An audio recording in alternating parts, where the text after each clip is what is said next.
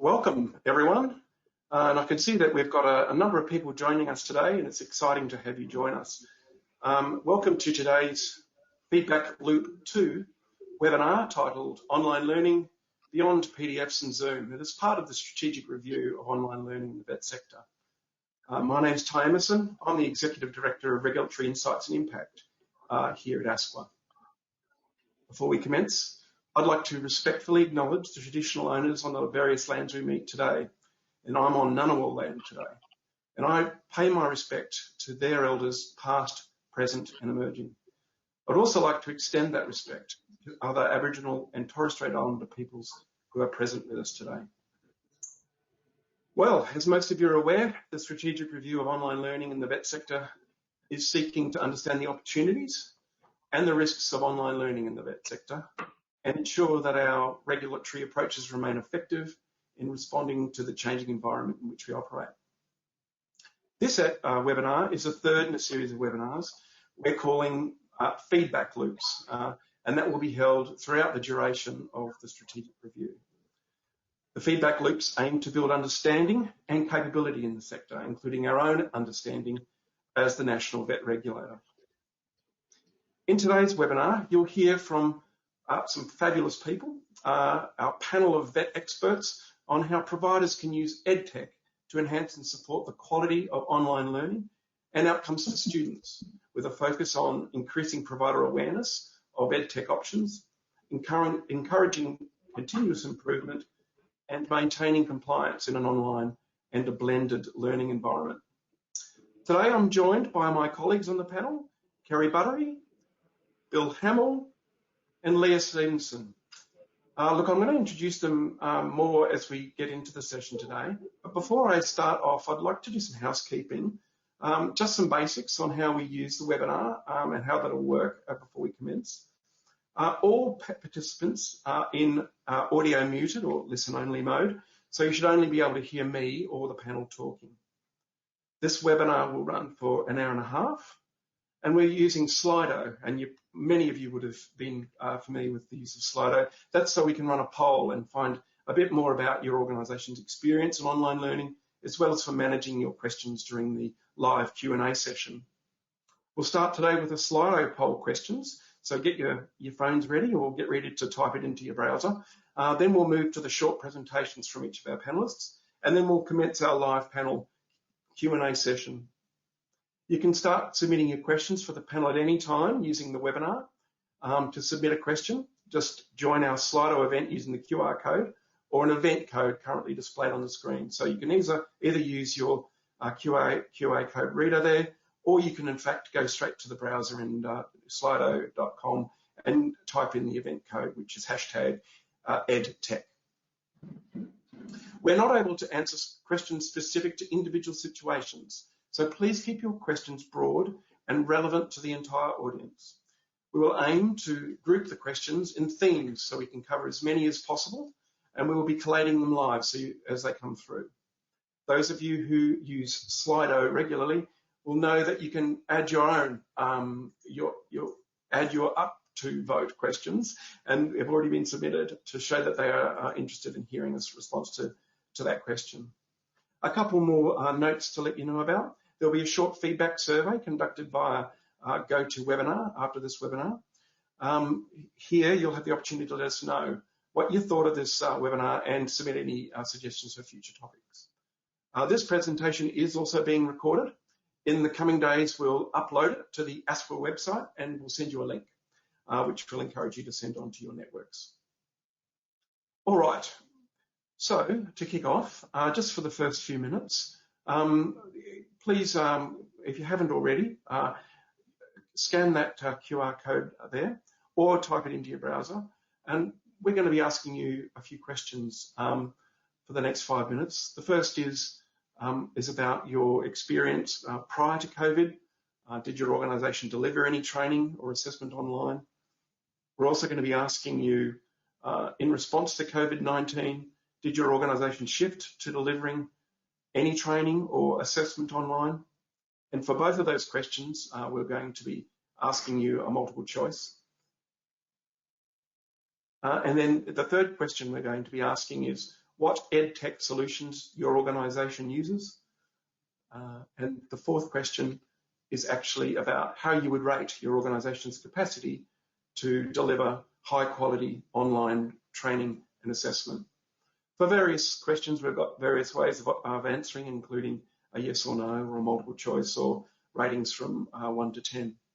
And we'll be displaying the answers to those questions later on in this webinar.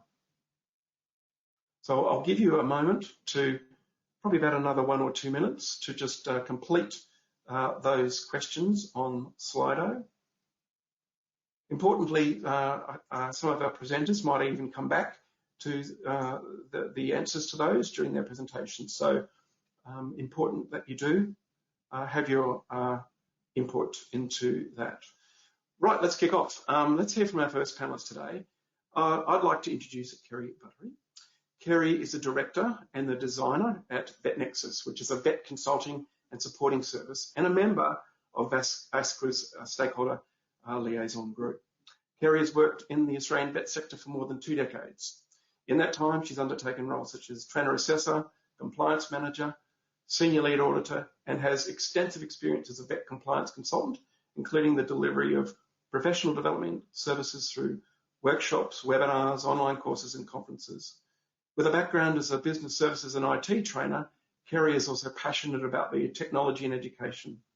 In 2018, Kerry completed her postgraduate studies in e-learning and now combines this with her compliance knowledge to assist RTOs to streamline processes and make learning accessible to more students. Thank you, Kerry. Over to you. Thanks so much, Ty, and thanks for having me on today. We'll jump on to the next slide, and that will give us a bit of an overview about what I'm going to talk about in my little slot today. So with the work that I do, I work specifically around trying to help RTOs either move online from a paper-based system, which has been a very busy year last year, or looking at what they're already doing online and then enhancing that. One of the key questions that we need to be asking through that process is, what are we defining as online learning? And what I'm going to go through is a range of phases. It's a bit of a continuum where some organisations might be starting off very basic and moving things to be online through a continuum through to where it might be pure e-learning. So true e-learning where it's interactivity and other things happening. So we need to think about that definition of what is considered online learning. When we make a whole range of decisions about this, it's not just a case of we're going online, we're going to pull our resources online and move into that direction. It needs to be a different approach for every RTO so that you're thinking about exactly what your goals are, what your training delivery area is, and who are your target group. So who are your learners and what are you trying to achieve? And this is where the one size fits all approach of, well, everyone's using this particular platform, so it must be good, so let's go with that one. That doesn't necessarily work depending on the way that you need to be delivering your training. So it needs careful consideration, and that's one of the things that I try and communicate to RTOs is you need to see what's going to work in your specific situation. So we'll go to the next slide and I'll go through the phases that I see with RTOs. So our first phase, and this is where we have a lot of early entrants to online learning. So online learning is not new. We've been doing it for a long time. And a lot of the early entrants to the system were using basically a system online as a repository. You jump on there and you download your learner guides, you download your assessment documents, students complete them offline, then they upload them to the system, and that's where it's stored. So this has very low engagement because one of the issues is you can't actually see what your learner progress is. If they've downloaded documents, so if they've downloaded a learner guide, you're not then able to see where they're up to. You're not able to see what their progress is. They're essentially offline working. So low engagement because they don't need to come in and interact with the system, and therefore you're not able to keep an eye on that progress. But this is, first phase. If you are desperate to get things online, this is where you could start. just to get things up there instead of having to print, learner resources and everything for your students. The next phase is where RTOs can then move after they've started with this repository. So we'll jump to the next phase. Now, this is where we might include a little bit of access on the system. So we download the learner guides, and we're still doing that offline, but we might then go and do an online quiz or submit our assessment directly by typing into the system rather than uploading a document. Still low engagement and still very difficult for you to be monitoring how that student is going. So for me, when we look at supporting students and clause 1.7, when we go through a repository system or basic access, it's very, very difficult to provide that ongoing support for learners and making sure that you're keeping in touch with them and keeping them on track. We'll jump to the next phase now. And this one, seeing a lot of this, text on the page. And this is the continuum. So, we start with the repository and then we're moving progressively into a bit more complexity. Now, text on page is basically, if anyone's heard of Articulate Rise, that's one of the most common things that we see is copy and paste of the text that was in the learner guide onto the screen. Students are just scrolling through, reading the text on the screen rather than downloading a learner guide.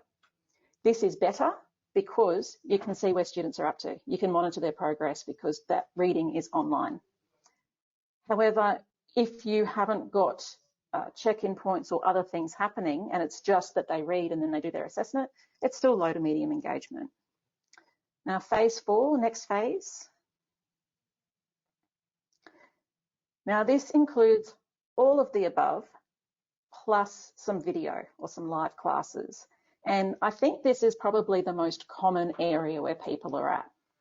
So a bit of text on page, a bit of images, some video, repository-based data, but then adding in some Zoom sessions or some team sessions with students. Now, that virtual class is still relying on students going and reading a whole lot of information before they come on, or it might be going through PowerPoints on the screen with them. So medium engagement, because you have got students coming online, you can go and check in on them. They are having to actively participate. We'll jump to the next slide, please.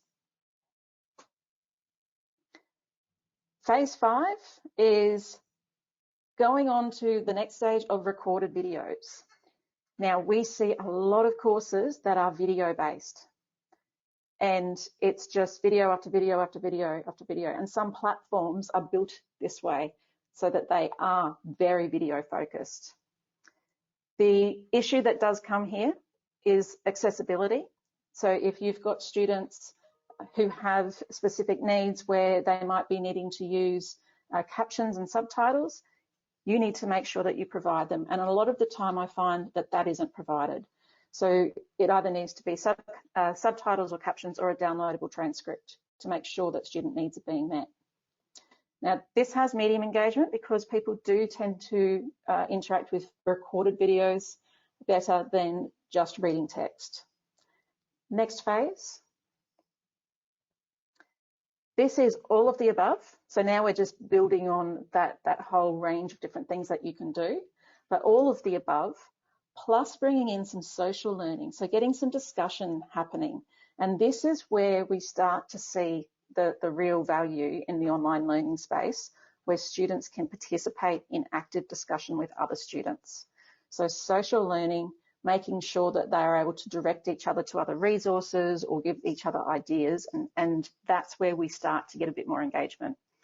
The social learning component is where students get motivation. So next phase, and all of these are the above plus more. So all of the above plus some interactivity, so content that students must do something with. Now, with clickable content, I'm not meaning click next, click next, click next, or the old SCORM packages that you just go through each slide. I mean, getting them to do some drag and drop. Branching scenarios are a great one. So a branching scenario can be created that gets students to make decisions, and it takes them on a choose your own venture path.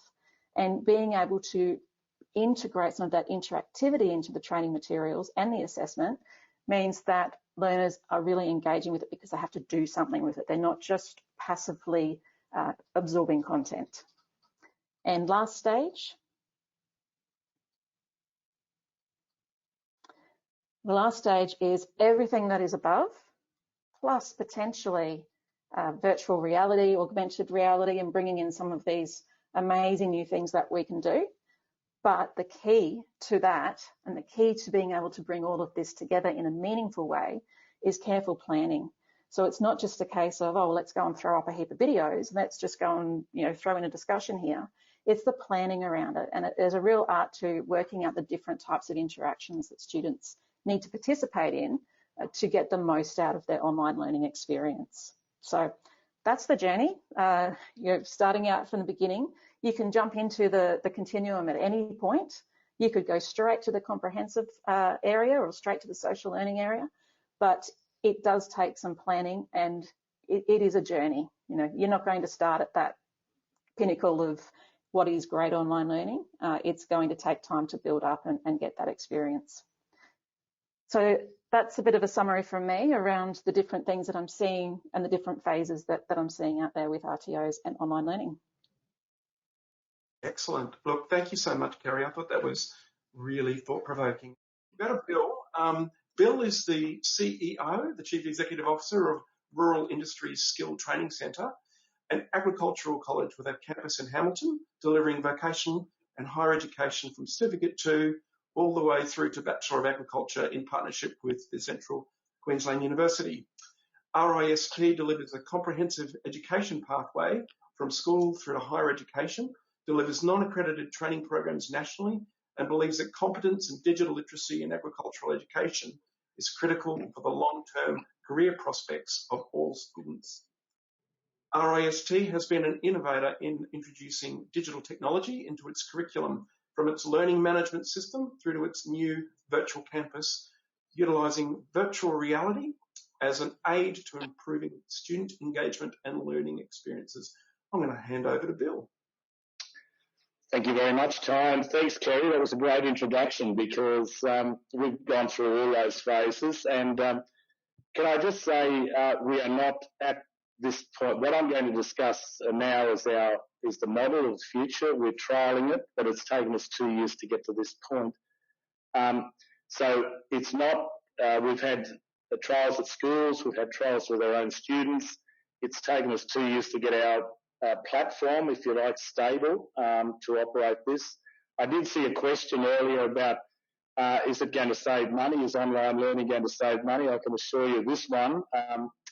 It might. It's very expensive. In the future, it may save money. But what I'd like to, we 2 years ago, we're an agricultural college. Our students are very practical learners. And I don't think that's any different to any other vocational education provider.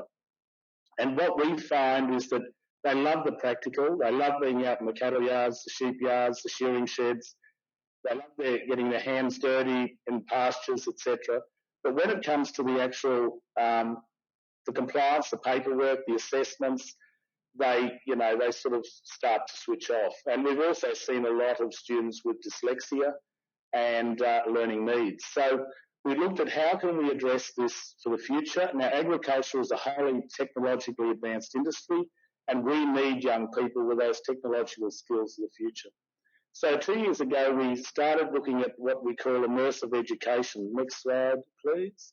So immersive education, a definition, and some other people may have different ones, but we call it the process of delivering education with the use of simulated or artificial environments. So in our case, in agriculture, there are a number of things that we can't do with students. Chemical handling, we can't have them experiencing chemical spills or being in dangerous situations. So we have to simulate that. The other part of immersive education is the environment enables learners to be immersed in the content and their training environment. And what Kerry was saying before, we've had an online or LMS for 10, 12 years, and it went from PDFs being uploaded through not quite as interactive as we'd like, but we see that the future of education is where the student actually gets immersed in their education, their learning environment. And I use the example, we do soils in our certificate 4 and diploma. And we can show them a soil pit, but we can't show them what happens in the soil, and they struggle. Students struggle to get the concept about, because most of them haven't done chemistry. So they really struggle to see how the interaction of the soil and the plants work. Now, in virtual reality, we can take them into that. So we're designing a soil profile, a soil activity, a 360 soil activity, where we can take them into the soil. They can actually see what's happening in there. They can be pressing buttons to answer questions. The trainer can be talking to them. So that's where we see immersive education in the future. Next slide, please. So what are the problems we're trying to solve? Well, is VET attracted to the current generation of students? And my answer to that is probably not. I might be quite controversial there, but VET doesn't have a good name. With students, with parents in particular, we see that the VET, it's a fantastic, VET is I think, the great pathway for students.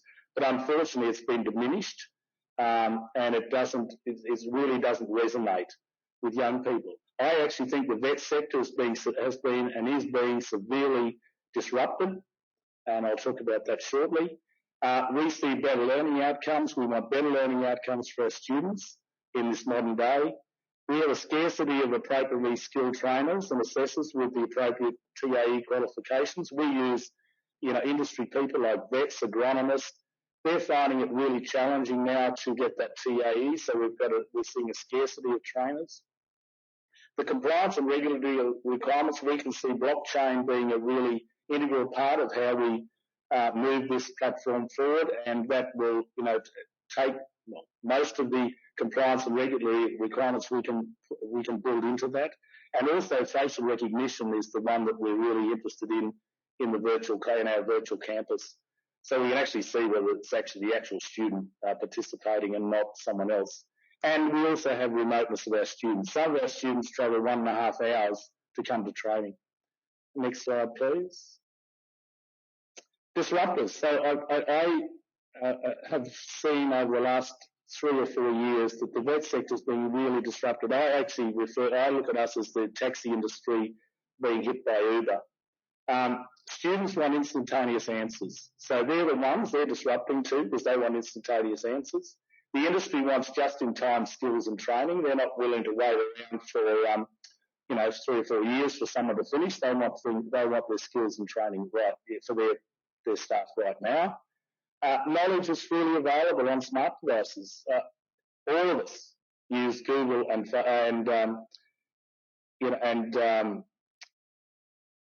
just having a minute block. Google so we'll move on to Google. And then we have non-traditional or regulated training organisations which are expanding. They're not regulated. We have Udemy, we have Skillshare, LinkedIn. I know the universities are regulated, but there's a lot of those other providers that aren't regulated. So they're all coming in and taking bits of our market away from us. The regulation, funding models, and responsiveness to industry needs. I won't go too much into that, but each state has its own regulatory requirements. Each state has its own funding models. We have training packages and the slowness of getting that to industry. So we're being severely disrupted in a lot of areas. So the classrooms of today, I know some of those, and Kelly as classroom people who are online will be slightly different with that. The classrooms of today look like this. We haven't changed classrooms much in the traditional face-to-face since the 1700s of schools. But in the future, next slide please, I see the classrooms of the future looking like this. You'll have people in AR and VR goggles. You'll have people being able to enter classrooms remotely. Why VR and AR? So we see virtual reality, and I see augmented reality as being a really wonderful tool for training in the future. It's very expensive at the moment. but I see AI as being a great tool for us as trainers in the future. But the surveys, there's not too much there are not a lot of surveys at the moment. There's not a lot of research done, but the ones that are doing research in it are showing there's a 6 times improvement in student concentration. This was from university in Japan. So you can see that, and there's more and more research being done on the retention, the concentration spans. We've got a rumen now, which is a stomach of a sheep, and they've gone inside that and in the virtual reality classroom. And it was interesting, when they went out into the yards to talk, this is after they'd been through this experience, every one of them remembered components of that rumen when they were actually in the cattle yard, in the sheep yards with the sheep, talking to the trainers. Now, prior to that, if we would have given them, they would have done that online, I doubt if many of them would have remembered any parts of it. So they remembered because they saw it visually. They were actually in the room itself. Now, features of our virtual classroom. It's already, as I said, it's established. It's much more stable now. We're not using it for training. It's still growing, but in the next 12 months, next 6 months, it'll start to come in. So when you move into our virtual classroom, you put a set of Oculus Quest headsets on, and you log into our classroom. So there's login details. So you've got to log in, and you come in to the classroom in a virtual world. So you can be anywhere. We've had people come in from overseas into the classroom. In the classroom, it's set up like a traditional classroom, because one of the areas we're really concerned about is making sure our trainers, we're not jumping too far into the future. So when they come into that classroom, there's a whiteboard, there's a screen, they can actually put on a video. But there are also pods where they go in and see 360 videos. So they can, like the room, and they can go inside the room. And there's interactive artifacts. The room is an artifact, so they can walk over and put their head in it. They can actually see what it looks like from the outside. We have facial recognition now, so we can actually see the faces of the students. The trainer can see the faces of the students. You can see whether they're looking at you or not looking at you. You can walk with the students. The students can talk to each other. The trainer can talk to the students, just like a classroom. So PowerPoints can be put up there. We've also got a search engine in the classroom. And those students can be anywhere. They don't have to be, they can be all around Australia, and they can come into our classroom. So the challenges of what we're doing, developing content is expensive, extremely expensive at the moment, because it's in our particular industry. I see that moving really quickly to be much more affordable, but we're obviously in quite a unique industry, and there's not a lot of people developing content for that. Technical stability of the virtual classroom, 2 years of challenges of getting that stable. It's stable now, but every time we try and do something. We had some Year 9 students trialling it last year, and they found all sorts of ways of making that unstable. But it's a learning experience. Ongoing costs to maintain and upgrade the virtual classroom. It is an expensive exercise. The cost of equipment. The headsets now, Oculus Quest 2s, you can get for about $750. We had a pod 2 years ago that came out of an old gaming arena, and when it was bought new, did the same thing as the Oculus Quest. It was worth $23,000. So you can see the cost is coming right down.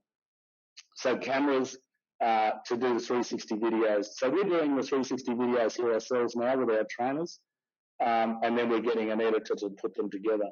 Access to instructional designers, and I was really interested in what Kerry was saying. This is a new area.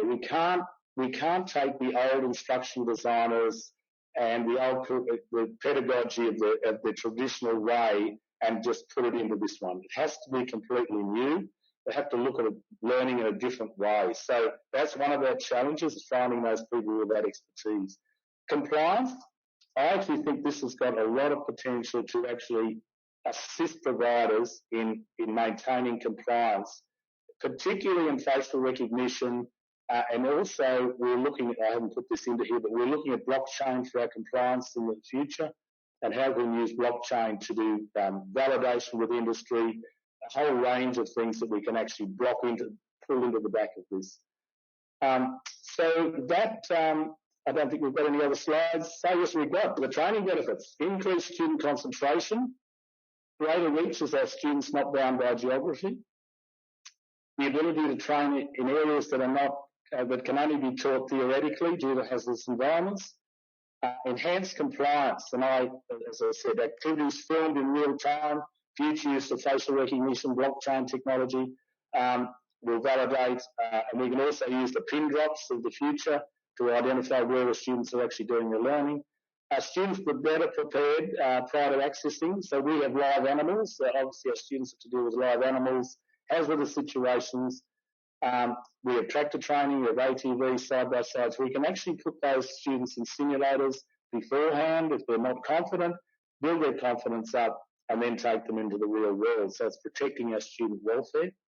And the long-term cost efficiencies, certainly not short-term, I can assure you of that, but the long-term cost efficiencies are attainable through scale. So if we can scale this up, the cost efficiencies obviously benefit.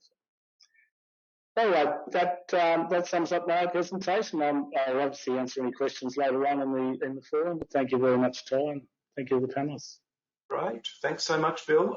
Excellent presentation and extremely interesting insight into your RTO's online learning journey and the wonderful things you're doing, so thank you very much.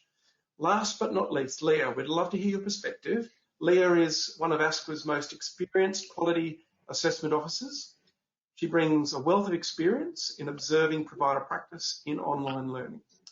Leah came to ASQA from 15 years experience in the vet sector, where she held roles from trainer and assessor to compliance manager to general manager in privately registered training organisations.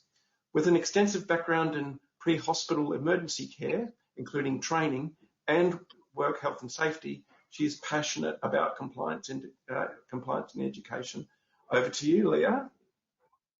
Hi, and thank you. And thank you to everyone out there who has taken the time out of their busy days to join us here today. Look, I think we all know that humans have been fascinated with how learning occurs, dating back to the earliest of civilizations. And whilst theories with complex names have come and gone, I think we have all agreed over the years that we don't all learn the same. We have different needs. Basically adult learning styles that we do know. And sticking with the main three, visual, auditory and kinesthetic. So I think what I found is whether you're teaching face-to-face in the classroom, any variation of online that's been spoken about over the last 2 webinars that have occurred, or in the back of an ambulance travelling at 100 kilometres an hour down the freeway, yes, I have done this. The principles of learning remain the same, and the challenge is to identify your cohorts and their needs and then cater for each student in your group. So I thought I would just touch base on some of the crucial points that need to be kept in mind from a regulator's point of view when you're considering to move to any form of online training or reviewing one of your training products that is already being trained online. So if we touch on clause 1.1, think about your strategies. Are they consistent with the requirements of the training package or the vet accredited course? Do they enable each learner to meet the requirements for each unit of competency which they are enrolled in? So we're all aware that every provider must provide students with access to the necessary resources, either by owning, leasing, renting, or arranging for resources to be accessible. When using simulated workplace environments, including these online platforms, is it possible to practice all the skills? Do these online simulated workplaces fully replicate the resources, the environment, any time or productivity pressures that exist in the actual workplace? Can this be achieved online in the particular training package that you're looking at? Another question to consider is, is the most expensive high-tech online platform the best one out there?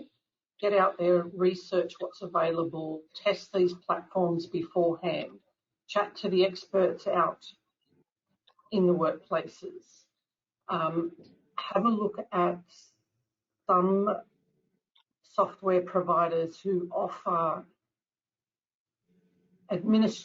all the administrative policies and procedures, forms and templates, for example, for an aged care facility, and assure the provider that this meets the requirements. But does it really? Can a student actually gain the required skills and knowledge working in an online aged care facility when they're trying to learn how to provide care to a patient with dementia? Or does watching 120 hours of how to embalm a body really equip you with the skills to go and embalm somebody? So there are a lot of considerations to take into your thought process. Now, always, again, keep in mind that COVID-19 didn't result in any of your obligations to assess in accordance with the assessment conditions disappear. Those assessment conditions stay. So how do you ensure your online students are ready for practical assessment that meets the requirements of each unit? Then moving on to clause 1.2, determining the amount of training you provide to each learner, taking into consideration their existing skills and knowledge and the experience of the learner and that mode of delivery. So yes, competency-based training is the concept that individuals learn at different rates, as well as through different modes and different environments. This gives thought to the mature-aged worker who was made redundant during 2020 after working for 35 years as a labourer in the flour mill in central New South Wales. He's now enrolling in a government-funded program designed to give them new skills and try and get them back into the workforce. This student was given a USB stick with all their training and assessments tasks on it. How well do you think he went? Which leads into clause 1.7, determining the support needs of individual learners and providing access to the educational and support services necessary for each individual learner to meet the requirements of the training product. So does your online platform allow for student needs to be determined? Does it allow for access to educational and support for the students to meet these requirements?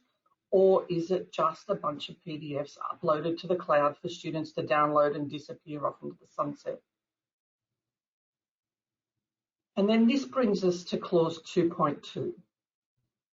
Does your RTO systematically monitor the training and assessment strategies and practices to ensure ongoing compliance with Standard 1? So we're just over a year since COVID-19 forced Australia into lockdown, with many training providers taking up the option to notify ASQA of the temporary changes that they apply to their businesses, including moving to online training. I'd be very interested to know how many providers have reviewed their practices since these changes were implemented to ensure ongoing compliance.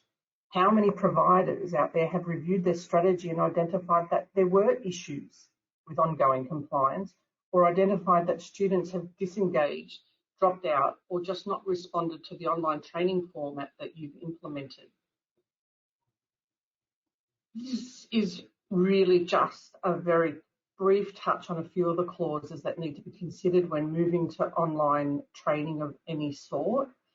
So I'll be interested to see what providers are doing out there, how you're reviewing what you're doing out there, and then how we move forward to make sure every student is given every opportunity to meet the requirements of every unit of competency that they're enrolled in.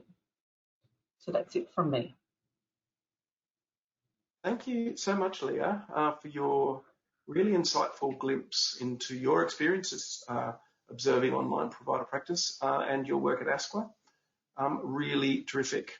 Okay, well, we're moving into the Q&A session now. So thanks very much to our panel members for their fantastic presentations. I think you'd join me in thinking they were terrific. Let's now take a look at the questions that have come through today. First one is a question for Kerry. So thanks for the questions, folks. How can EdTech help my RTO save time and money?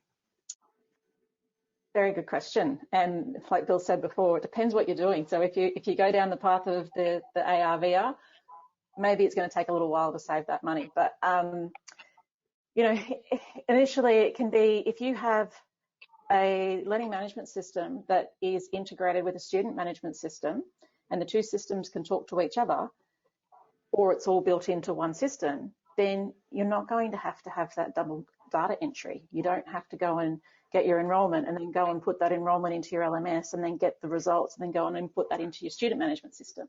So an integration like that can really streamline your admin processes. But also, you know, reuse of resources.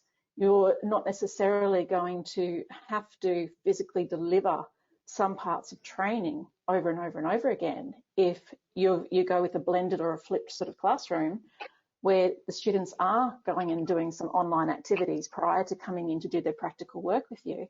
And you know, you free up your trainers then to be able to focus on that practical side and that interactivity with the students while they're going and doing some more theory-based activities online. So reusing the resources. There's a lot of ways in the long run that it can save you money, but it is an investment up front to be able to do that. Thank you very much for that, Kerry. There's some questions on the screen here, but I've also got some questions that are coming through directly to me through GoTo, and I might ask the next one to Bill, and then we'll come back to the ones that are on the screen. Bill, do you have any particular advice for RTOs delivering online in an asynchronous learning environment? Here we are, it's at the top of the list here now too. That is, students that are not in cohorts or studying at the same pace. Yeah, it's a challenge, and with virtual reality, it doesn't replace that, but because everything's recorded, because they can go back and review it, they can go back at their own pace and learn as they go through. But that has to all be set up. But I do think that one thing we learned out of COVID was virtual, moving on to the virtual world, and our trainers came in through Zoom and Teams, and everything was recorded. It's really given the students, we found the students that were quiet in class face to face many of them shone in that other environment. And the ones that were a bit slow to learn actually also came good because they could actually go back and watch it again. They could go back and see what was happening. So it probably doesn't answer the exact question, but anything that can be recorded and they can go back and watch and they can take their time to go through it, I do think that helps different learning styles. All right, I've got a question for Leah. What are the practical options to cover the authenticity of assessment in online learning?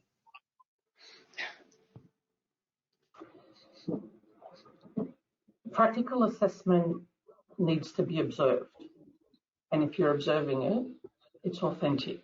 Where the issues are going to lie is, where is that practical assessment taking place?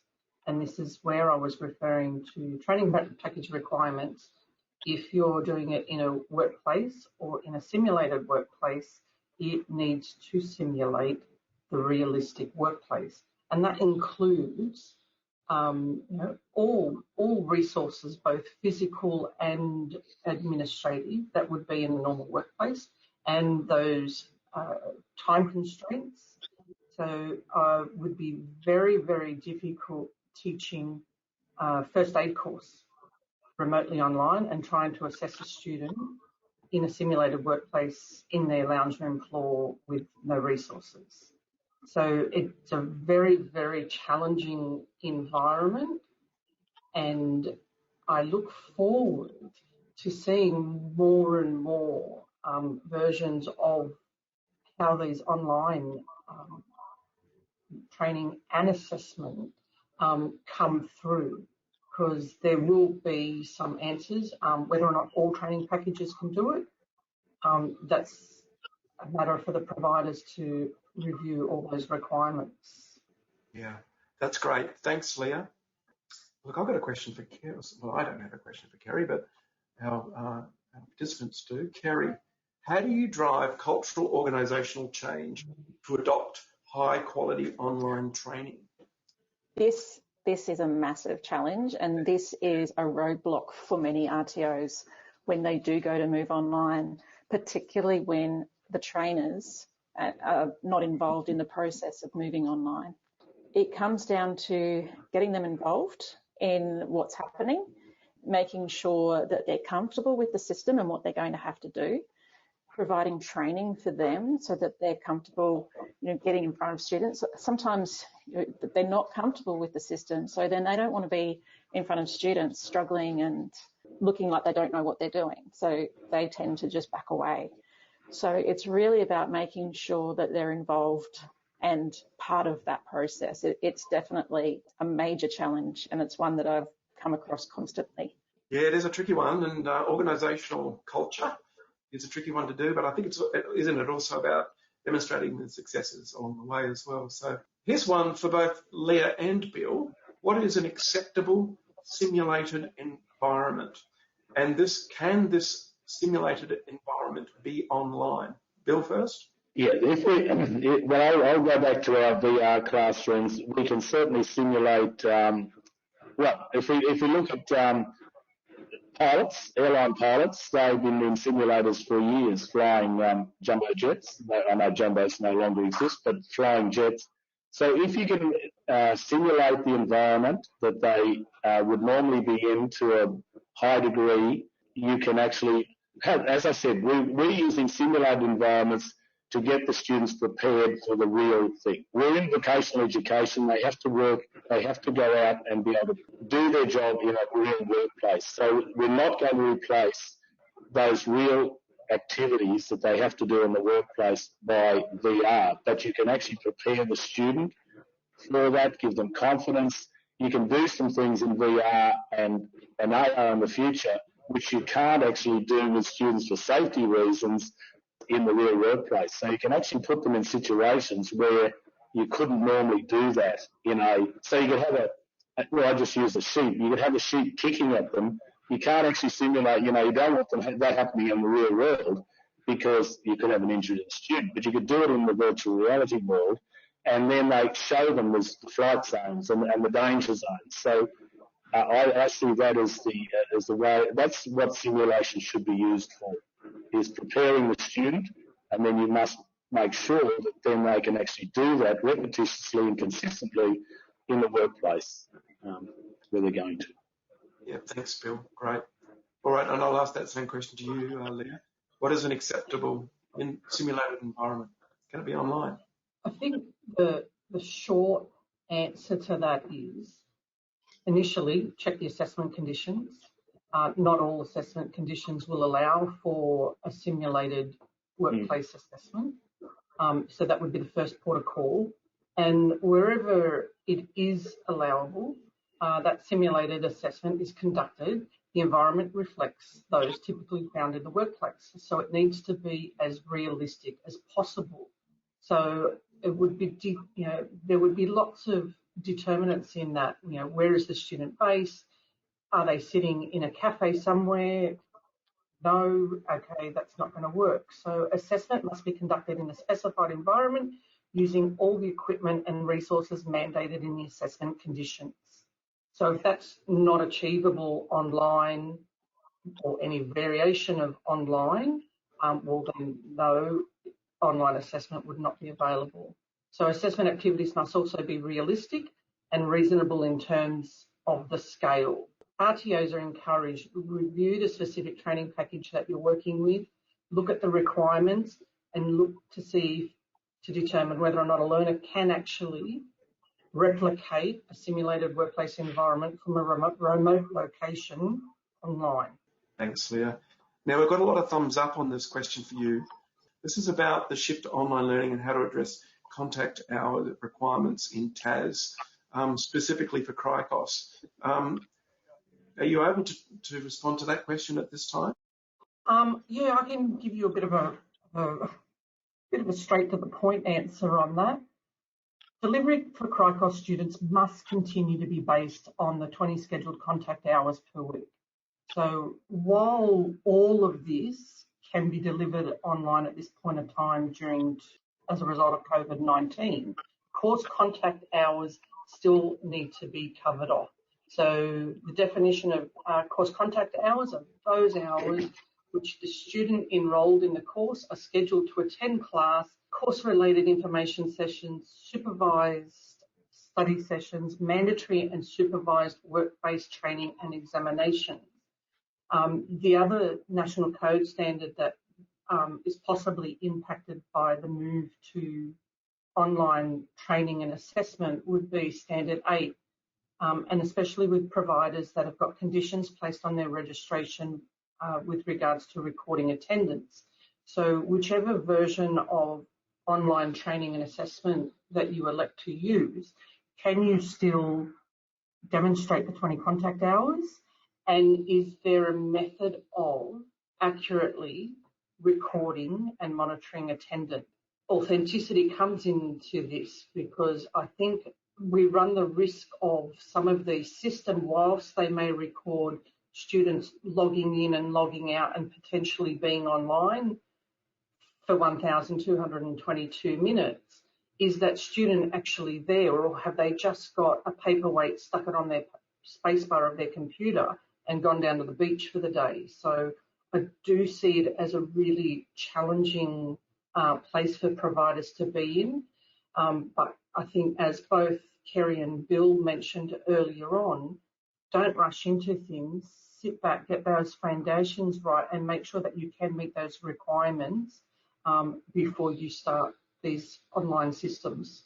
Thanks, Leah. That's a very comprehensive answer. I appreciate it. All right. Just want to let people know, we'll go on to another question shortly. We've had a lot of questions come through. We've got a lot of people in the back room and working through the questions. We may not get to answer them all, so apologies, but we're reading through them and clustering them together as quickly as we can for the remaining, so a half hour or so that we've got together. So I'm going to go now to a general panel question, which is about what are the features of high quality online training? Who'd like to answer that question? I'll jump in to start with. Now, this can be very broad, but what you're looking at when you develop your online training is what is the interaction that's going to occur. So how is the student going to interact with the content, interact with other students, and interact with the trainer or the facilitator? And when you go through and carefully plan and map your course, that's what you're looking at, is how you can incorporate those different things into your design of your training. We don't just want students passively absorbing content, as I mentioned before, and like Bill said, when they're immersed in that training, then they're going to have better memory retention of what it is that they've seen and done.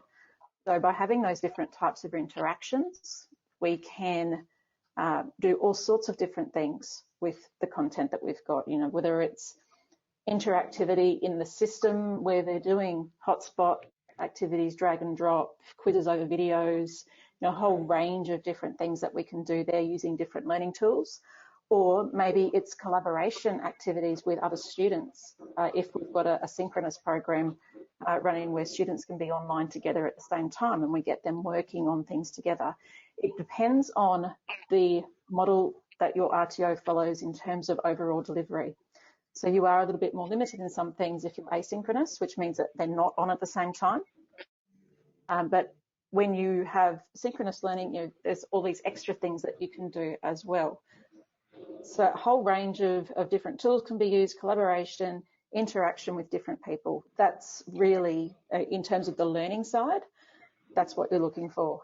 In terms of the assessment side, that's where the compliance comes in, and you're looking for a system that's going to be able to capture the evidence that you need, and things like students being able to record videos straight into the system, being able to build out your checklists on the system rather than having to have a Word document or a printed out piece of paper that you need to scan in and upload. A whole range of those different things that you would be looking for. Yeah, thanks, Kerry. Bill, did you want to add anything to that? Well, the only thing I'd add to that, I'd just support what Kerry said, but you've got to make sure that you're actually looking at the learner profile. Each, learning styles are all different. So you can't have an online learning system with a whole stack of PDFs on it, because that only caters for one type of learner. So it has to be, you have to have interaction, you have to have collaboration. They do have to, I do believe they have to see a real person on at some time, and not just videos of, I think we've all been on online courses, and this is not knocking it, but where there's lots of videos, but you never see a real person. So I think there's got to be a real person there somewhere. They've got to, and you've got to cater for those different learning styles. And it's challenging. It's easy in the classroom. You can see what's happening. Online, you're not seeing what's happening at all. And especially when I turn the cameras off. Thanks, Phil. Leah, anything to add to that about other features of high quality online training? All the really good tips have been touched on there. I think one of the things that everybody has spoken about today is around that engagement. The engagement side is so important when you're looking at students. How do you know if they're ignoring you? How do you know if they've switched off? How do you know if they're playing Facebook on their phone? It's ensuring students are listening, engaging, learning, having those classroom dynamics around the place. It's really, really important to so many students' learning journey. Thank you, Leah. All right, we're going to go to direct observation, I think. How does online learning get around this direct observation in the assessment guidelines? Direct observation is pretty clear. It's exactly as the name suggests. Exactly. Assessors observe the students performing the assessment and see if they have the ability to perform it properly. Direct observation is live observation as well. So one of the important parts during an assessment, especially some of these practical assessments, is an assessor needs to be able to stop a student at any stage if they're doing the wrong thing. So keep them safe. So practical skills, in particular in the clinical related areas, often use direct observations, but at the same time, you need to make sure whichever version you are using for direct observation. I have seen GoPros with earwigs being used quite successfully. Main important part is making sure that assessment meets the principles of assessment and the rules of evidence when you're collecting the evidence. Excuse me, Ty, can I ask Leah a question? In the future, with the augmented reality, where they've put the wearable glasses on, and the trainer can be talking to them through the earpiece, and they've got a camera on their in the glasses, obviously, so the trainer can actually see what's happening, observing them, talking to them. Would that, there's something to think about as for us, Grant. Would that be viewed, and it's all filmed, so, it's actually remotely filmed. This is where I see AR being a huge benefit to training in the future. So would you see that as, I know it's on notice, so if you don't want to answer that, but I see AR as having that opportunity to do that. I'll see if I can get around it. One of the really good things that we all have access to is the skills councils, who are the writers of the training packages. Some of the training packages out there are still quite, I won't say old, but, they haven't been updated in quite some time. So as this new technology comes out and these fantastic new ways that are out there that should or could be included in assessment conditions, get out there and start speaking to your relevant skills councils. Yeah. They're the people that are responsible for training packages. Yourselves, the stakeholders, you're all responsible for what goes into those training packages. I'm sure there's lots of people out there who think ASQA is the be-all and end-all, and we're responsible for writing all of those, but we're not. Thanks, Leah. Thanks, Bill. And I think the question is one less around getting around it and more about using evidentiary requirements as outlined in the training packages. So, for example, as Leah and Bill have both sort of given good examples, that both of those would have been good examples of direct observation. All right. We've got a few more questions coming in, like many. So we'll go to, do you consider virtual classrooms real-time as face-to-face delivery? And if not, why not? Good question. Yep, I'm happy. We see it in the future. Our virtual classroom as being a face-to-face classroom, because I noticed there was a question before about facial recognition. Why do you see that as important? In our classroom, when they have to log in through a portal, and they have to upload their photo, and that goes into their login details. Now, I'm not saying this is perfect, and as I said, at this stage, we're not using it as a training aid. It's in development stage. But having those facial, so in a normal virtual area, you have what they call avatars. So they can have any sort of face on them. You really need their face so the trainer can identify, and it'll have a name across the top, and actually see that person there. Now, there's a bit of work to be done on making sure that face matches that login. We've got to do some work on that, but it's a better way of, and it is the class. I mean, you can see where they're looking at you. If they turn around and ignoring you, you can actually see them turning around. You can see them walking away. So we regard it as a real, is a real face-to-face classroom. It's just they're not physically in the same class as a normal class. They could be anywhere, but you can actually see all their actions, and you can actually see their face. So, and it'll get better in the future. It'll be much more, there's advances happening every day in this area. So we see it as a real class. Thanks, Bill. Interested to hear what Mary has to say. Look, I think. Sorry. No, you go, Leah. It's just agree totally. If you've got that confirmation of who is sitting in your classroom, and they're face to face, and it includes all the same engagement that would incur in the four walls we're each sitting in, it would be the same. I was going to say, jumping in on the end of that and going back to the question around seeing virtual classroom, like a live virtual classroom, as face-to-face, I think we still need to be differentiating between face-to-face and like an online version of face-to-face. We do need to make sure that we're clear with students on our TAS, just generally, when it is face-to-face in a physical sense in a classroom, as opposed to being online, because that's when we're going to have a different way of communicating, different way of developing resources, different things that people are going to need access to. So while, yes, we would say face-to-face, I still think we need to differentiate between the two. Great, thank you. Another question that's not on the screen, and it's for the panel. How can I ensure that my students studying online feel confident and ready to perform in the workplace? So those students online feeling confident and ready to perform in the workplace.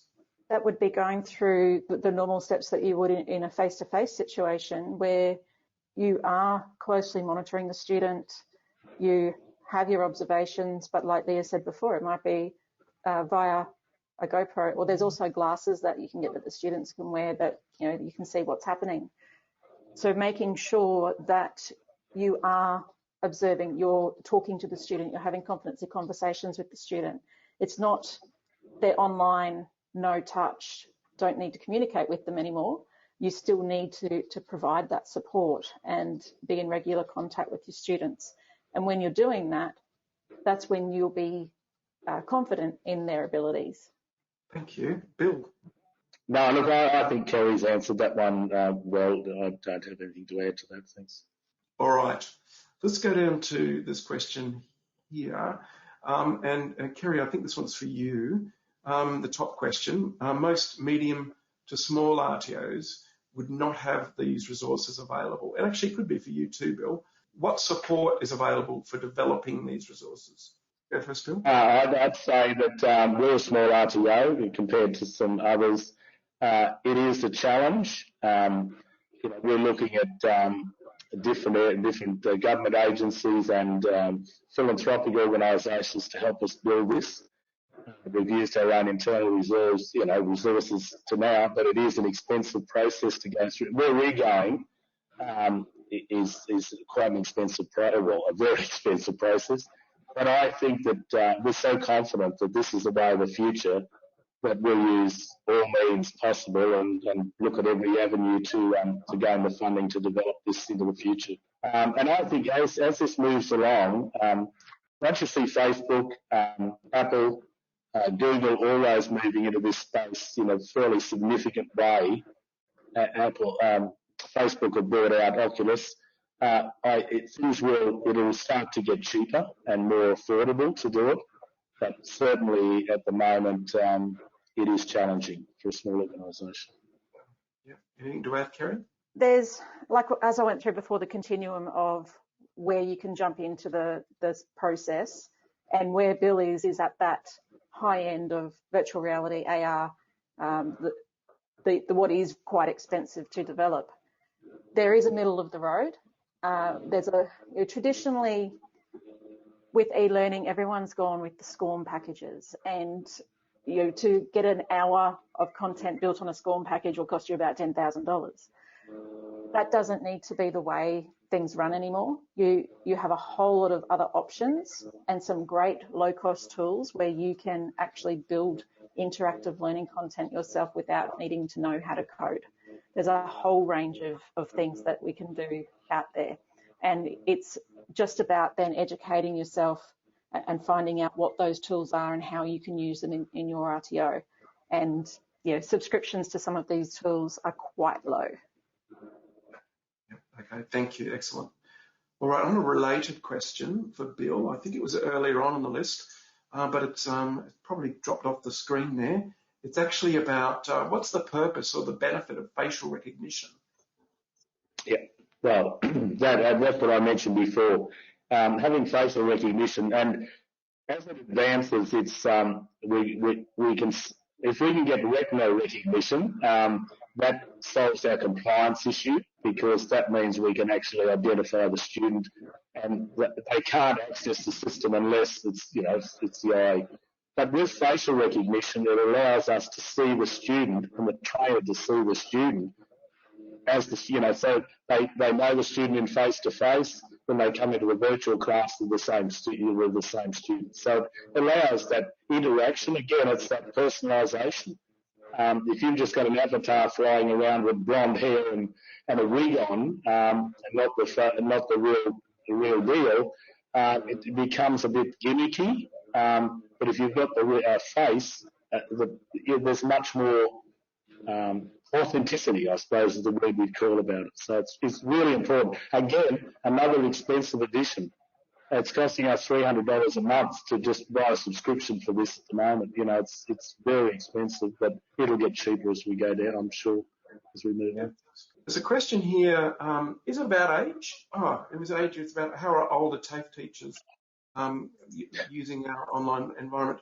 And now, is it an age issue, or is it something that's sort of ageless? Who'd like to have a go at the answer to that?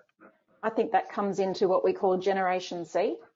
So we've got millennials and Generation X, all those sorts of things. And then we have Generation C, which doesn't have an age. It's the generation of connectivity, and people of any age can be involved.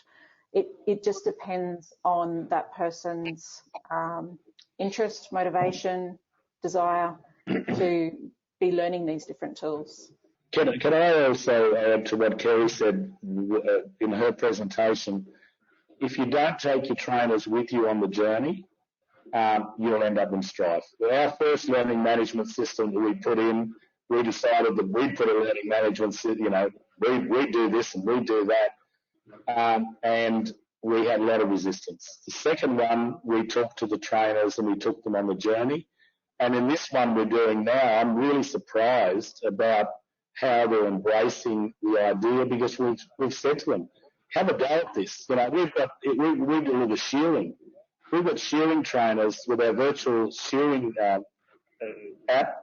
They love it. The shearing, and so we're in shearing sheds with shearing trainers talking to the students about, have a go at this.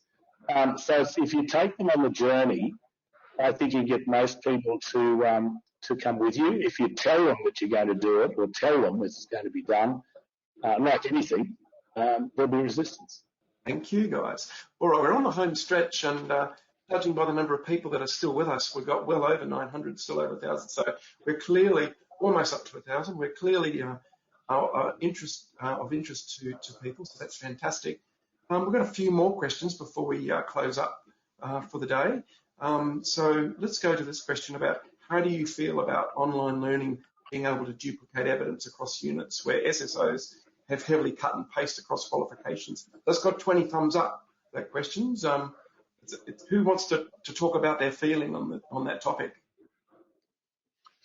I think it comes a time again, as we find time is progressing, the SSOs out there tend to be rejigging the training packages, in some cases on a more frequent basis, where anyone doesn't agree with what's happening out there across units.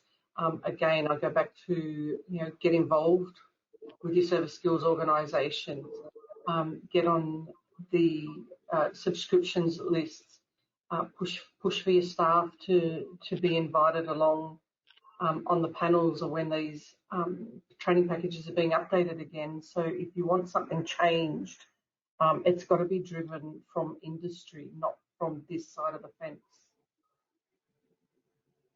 Leah, I think where that question may be coming from is, we'll use work health and safety as probably a clear one. The work health and safety goes across all units, and particularly, so there could be variations to different, so if they're a mechanic in a garage or a workshop versus being in a shooting shed or a set of cattle yards, maybe some different context about it. But a lot of the work health and safety assessments are very similar across a whole multiplicity of units. And I think probably what that question's coming from is, if that student demonstrated competence in that performance criteria or in that element, and it was repeated in 4 or 5 other units, could they take the evidence from one of the units as justification across the other units? I think that's probably where they're coming from, showing that the student's competent. In that context, again, it comes back, it depends on the context of the other units of competency. If it's completely duplicated, and again, the assessment has met the principles of assessment and the rules of evidence, there is no reason why you can't take evidence from previous units and include it in another unit. At the end of the day, when you sign off a student and deem them competent, that student has got evidence in their folder. It demonstrates they've been assessed, meeting the principles of assessment. The evidence there meets the rules of evidence, and it's covered all the assessment conditions, performance criteria, performance evidence, knowledge element requirements of each unit of competency. They're the things that always need to be reviewed, and if you can put your hand on your heart and tick those boxes off each time, the system is there. Thank you. Look, we've got probably enough time for each panel member to just reflect a little bit before we wrap up today on where you think, panel, we are currently located.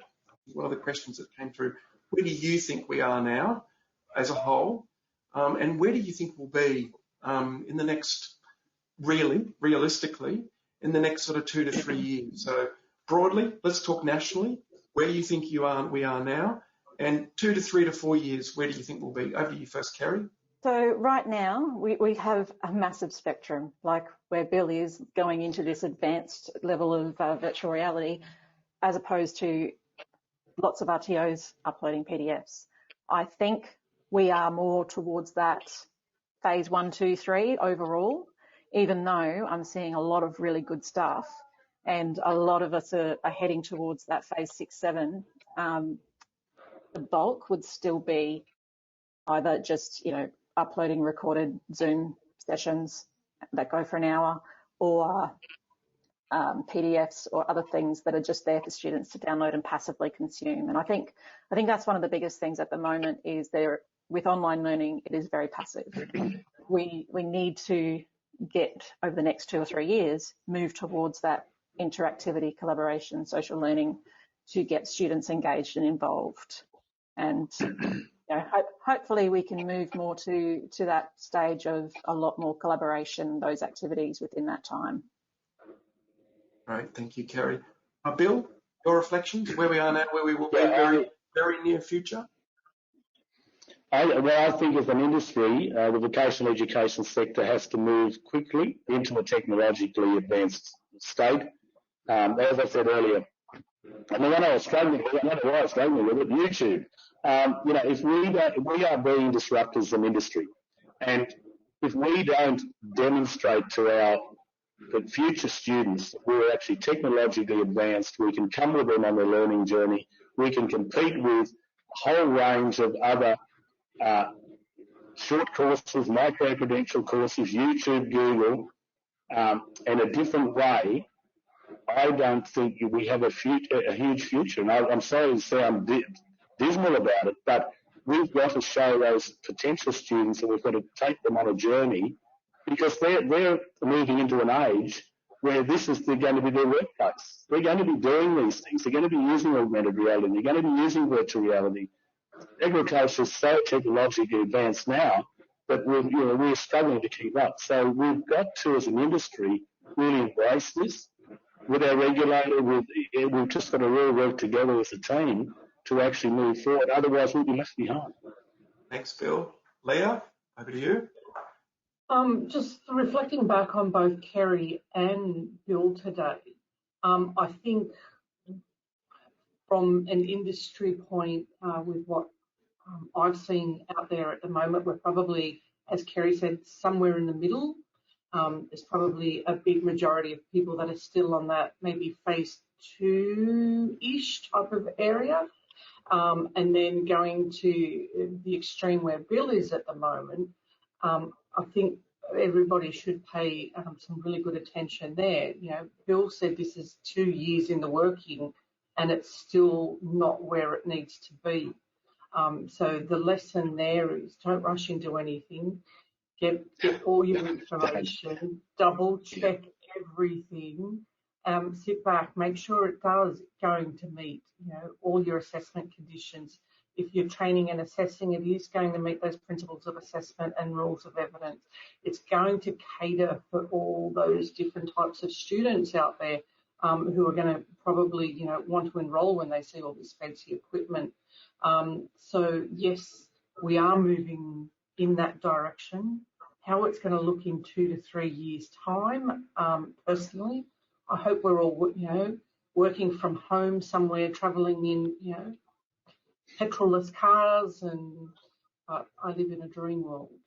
But yeah, we are moving that way. So let's just, sit back and do it properly. Can I just make a comment supporting what Leah said? The challenge that we faced when we started this process, just a little story. When we started this process, I said I need $1 million to do this, to get this stuff. This was 2 years ago. I had a philanthropic person who was probably really going to put that money on the table to allow us to start. And I'm so glad we didn't get it, because we would have wasted that money. And that's the warning that I say to people: be really careful. We would have probably spent it on equipment and fancy goods and fancy items. We're now at the stage negotiating a different arrangement with certain other parties. We're spending that money. We're putting a lot more emphasis into curriculum design, instructional design, and how the students will learn in a different environment. So my warning is, do not rush in with bells and whistles. Take it, again, what Leah said, just be very mindful that you've still got to comply with the regulator, the regulations, and just don't look at every shiny object. Take it, really analyse it, because you can spend a lot of money. I've got a few cupboards that are full of shiny objects, but really you sort of say, oh, yeah, that was a bit of, but you've got to go down that track, but please don't look at all the shiny objects. I get captured by shiny tools a lot. Yeah. Look, that's excellent advice and salient advice to leave us all with. Look, thank you all for what's been, I think, an extremely informative discussion. We've kept the vast majority of people online and engaged. which is fantastic. My thanks to the panel for sharing their insights and their experiences with us today. I encourage you to fill in your feedback survey and let us know what you thought of the webinar today. And let your networks know that the webinar recording will be online for a few days. If we didn't get to your questions, please don't think we don't keep them. Rest assured we'll be looking at all of them, and they will be themed up, batched up, and they'll be informing a future webinar. To find out more about the strategic review, catch up on previous feedback loops and webinars, you can visit the ASQA Strategic Review of Online Learning webpage. Just go to the ASQA website. And we look forward to continuing to engage with you as we progress the strategic review and work together with you to ensure that our regulatory environments deliver excellent quality training, whether it's face-to-face, online, or a blended model of the two. So thank you very much for attending today. Really appreciate it, and we'll see you next time.